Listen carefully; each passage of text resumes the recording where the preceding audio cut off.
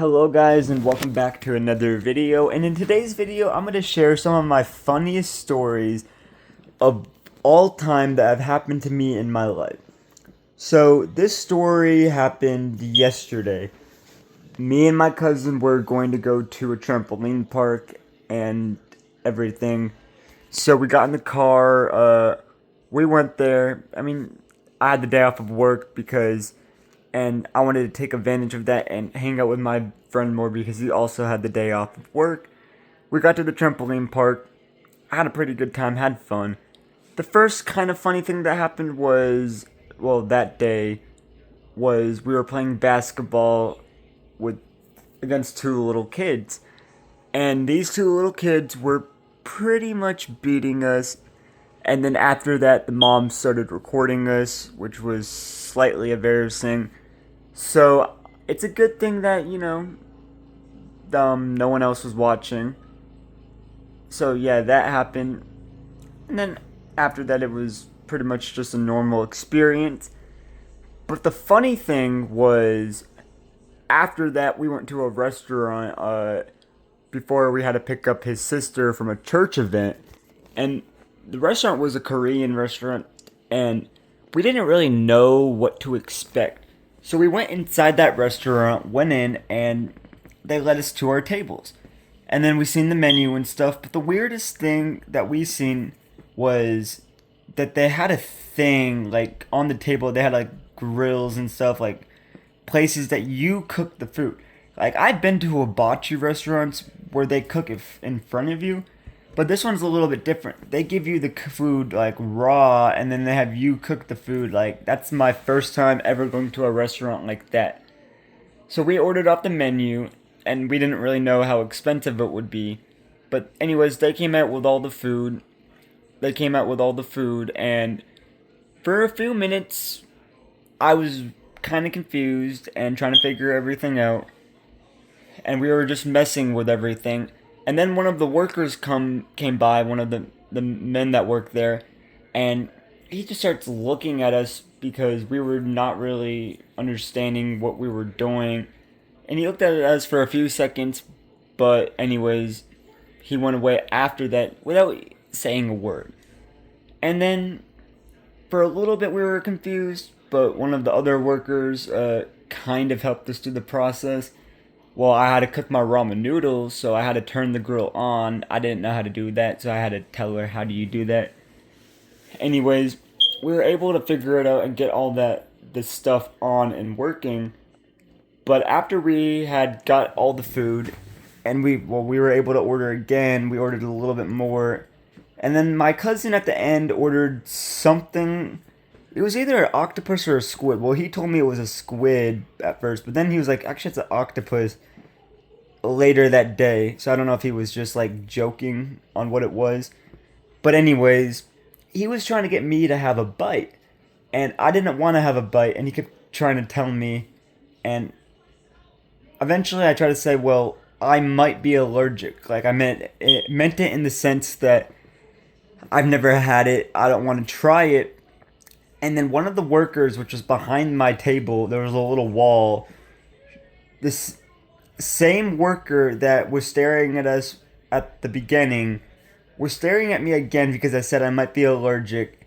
And I looked up, and he was just sitting there staring for like 5 seconds straight. And right after that, he went. And I was looking up. I was about to tell my cousin because my cousin obviously didn't see what had happened. But then something else happened, and then I forgot to tell him. But after we got done in the restaurant, we were in the car, and we were driving home. I think we were driving home like after we had got to a gas station, and it might have been before that. I told him what had happened, and after that we just started dying laughing, and he said, well, he probably thought he was about to get a lawsuit. Just crazy. And then my other funny story was when I was a little kid, around 9 or 10 years old. And the story goes something like this. I was going to go brush my teeth one night and went into the bathroom, and I was about to use something that wasn't toothpaste. And there was also something wrong with what I was also doing with the thing that wasn't toothpaste. So it was a soap bottle, like a man soap bottle that you're supposed to use to wash your body. And it isn't some of the soap bottles you're supposed to squeeze the middle, but some they have a option where you can just like press it down just like a normal like hand soap thing. But anyways, I was trying to squeeze the soap bottle, the one you're supposed to press anyways, thinking it was gonna come out like toothpaste. So I got two things wrong. I was squeezing a press on thing, and I thought it was toothpaste. And then after a while, I think my mom seen it, and she was confused and then laughed. After, I do not know why I did that. And then another funny story of mine is one night it was thundering, and I decided, well, I think it was thundering or something pretty loud outside, and I decided I was going to put my hands over my ears as I lay down and try to go to bed. And I was around 10 years old, and when that had happened, I woke up in the morning and my hands were still over my ears. So I had ended up sleeping with my hands in the same exact position without moving the whole entire night. Another funny story of mine is I went to Walmart with my mom and we were looking at the fish. And I grabbed a fish from the section and we bought it and brought it home. I wanted to cook a fish just for the extra protein, and my mom had brought tinfoil. Well, she had preheated the oven because obviously we're going to cook it inside the oven. And then she said, she probably said, put it in the oven whenever you're ready.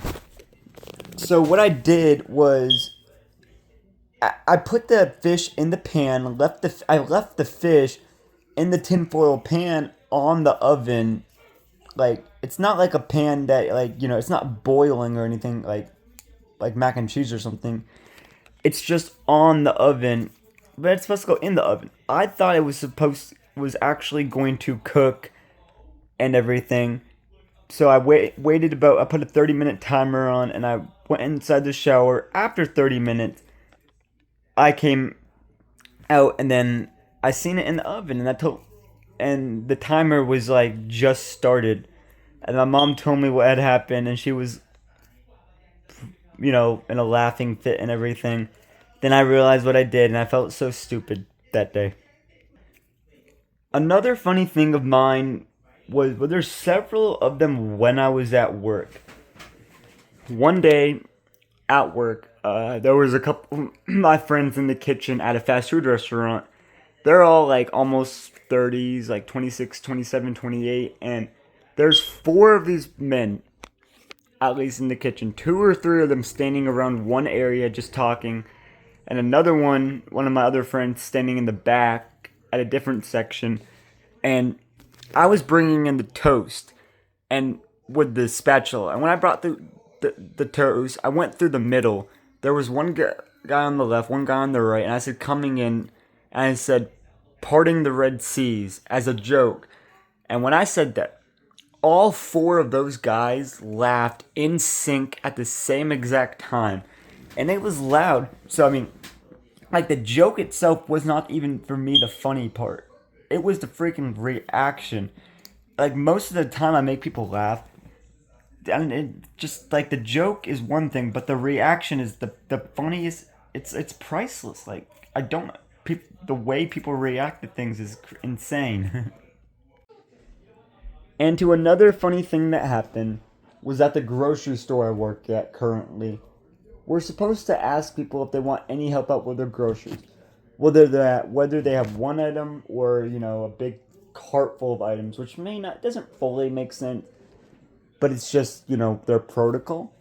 Anyways, there was an old couple, and I was there, and I helped them out 2 times on 2 different days.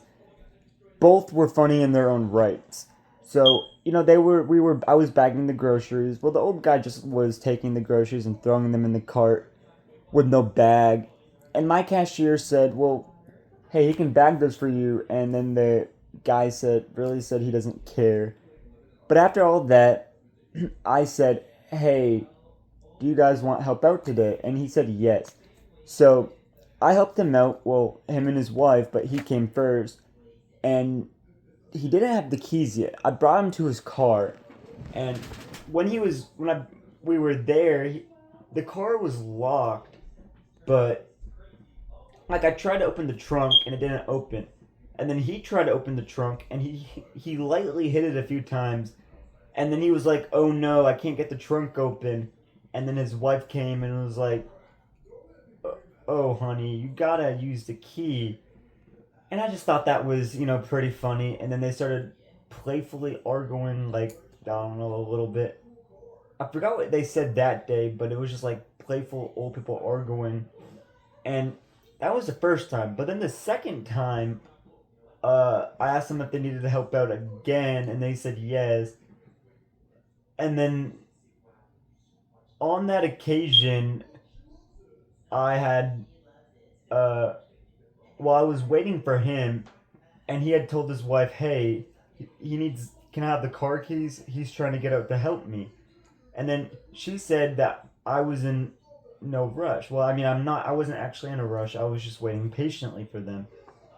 Anyways, after a little, well, I mean, he made a face about her when she had said that. And then I was walking him out, and then she came behind him. And then they said, I do not, where did we park? They couldn't remember where they parked. And then I walked them to their car that day, and then they were just playfully arguing again because, I mean, it was hot outside. And just, doing what funny old people do, I guess. That's the second time. And I completely forgot there's actually a third time, and this was the funniest time out of all of them. Because I helped him out to his car again, and when I had helped him out to his car, I specifically, or I didn't ask him, but he looked at me and asked me if I was married. And then he said he's 93 years old and he's been married for 73 years. And then he said, don't get married. And I think he was just being maybe sarcastic and stuff, just saying stuff about marriage and just how bad it is. He wasn't really saying it was bad, but basically just joking around with me. And because he called his wife a sweetheart at the end. And then when she came out, he said he was telling me about her. And I just thought that was pretty funny. Just some of the things that you hear with strangers and stuff, especially old people. Okay, this one is funny, but it's not just funny, it's disgusting. There's a lady who comes into the grocery store, and the smell that she has is horrible. Like, it smell like she could stink up a whole entire aisle. And then someone said it smells like she wet herself, but the smell is worse than that. It's more like she doesn't ever change her clothes, doesn't ever do anything. And I can understand maybe she needs help, but the smell itself is still disgusting. Like, every cashier can smell it, every customer too, and then they just have to spray stuff. And one of the cashiers actually had to ring up her groceries. But luckily I was outside, I was putting up carts, and then when I got back inside, one of the cashiers said I missed her, and I was so grateful that I didn't have to touch her groceries. I could just come inside and not have to worry about the smell because, wow, horrible, horrible smell. And that's like the second time she was there when I've been there. Pretty disgusting.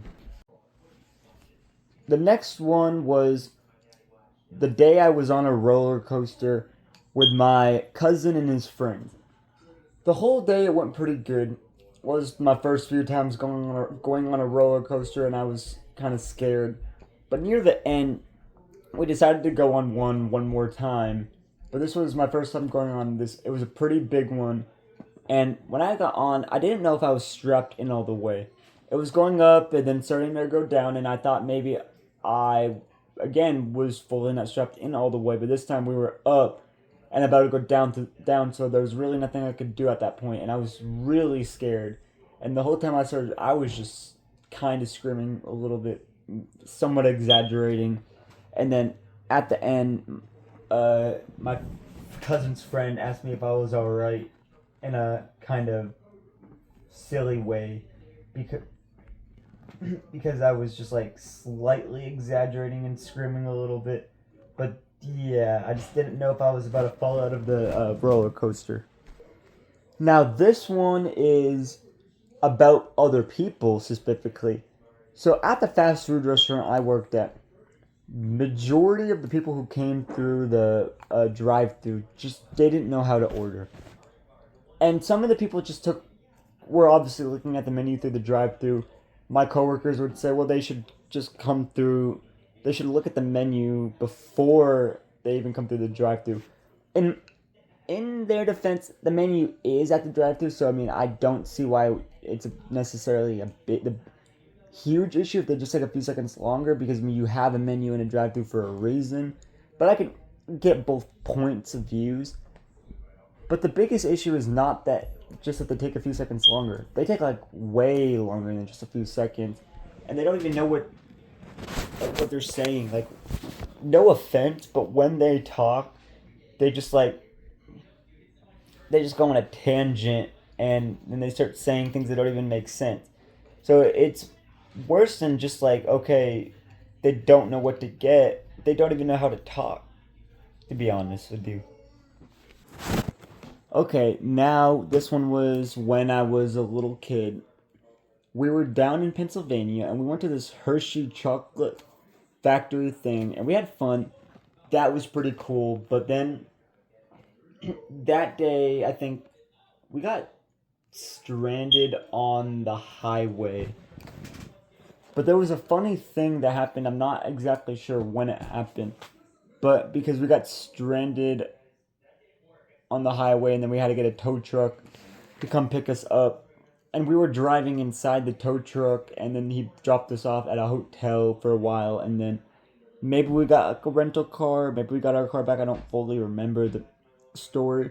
But there was something similar that day, I think, when my dad was asking someone for directions. It may have been different. He may have been asking them directions to a certain part of Pennsylvania. But anyways, he was telling them something about Pennsylvania. But when the person heard Pennsylvania, they they didn't understand how to say it properly. So they didn't just go Pennsylvania. They went Pennsylvania. And they sounded like the guy from Hotel Transylvania. Like a vampire. I'm One time as a kid, I might have been like 13 or 14, maybe a bit younger. I was, I knew my sister was petrified of rats, my older sister. Rats, mice, and stuff. So I decided to text her a picture of a mouse, or a rat. And all of a sudden, as soon as I sent it and it clicked, and she clicked open on the thing, I heard one of the biggest screams ever. So as a kid, I kind of used to be mean, so I used to just pull some pranks because I thought they were pretty funny. And yeah, it's like another time similar to that. As a kid, whenever my siblings were watching TV, I knew there was a trick on YouTube where you can cast what you're watching to the TV, and I would do that. At first, it was somewhat funny because then they would just scream and stuff, just kind of annoying them, and it's not as funny anymore because it's just like you already know what's gonna happen, and I've obviously grown up since then. But at the time, it was kind of funny. Okay, now this is a story of my dad trying to do something funny. So my uncle and aunt were about to get married. They're in their 40s, about, well, my he's in his 40s, my aunt is in her 50s now. They're about 10 years apart, but they were about to get married, and I wanted my dad to get the cake. And he had the cake box. but he also had another box that was kind of like the cake box, like a white box. And he was gonna pretend when he got in the house to fall over with the white box that doesn't have the cake in it to make it look like the cake fell. That's my dad. He would just like think of funny crap like that out of the blue.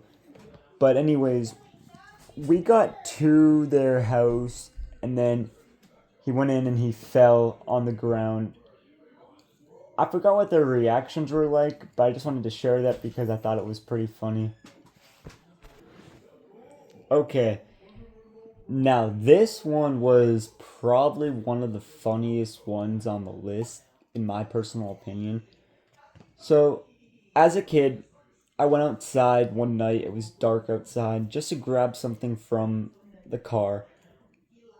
And then, well, it was our van at the time. I was in the back seat.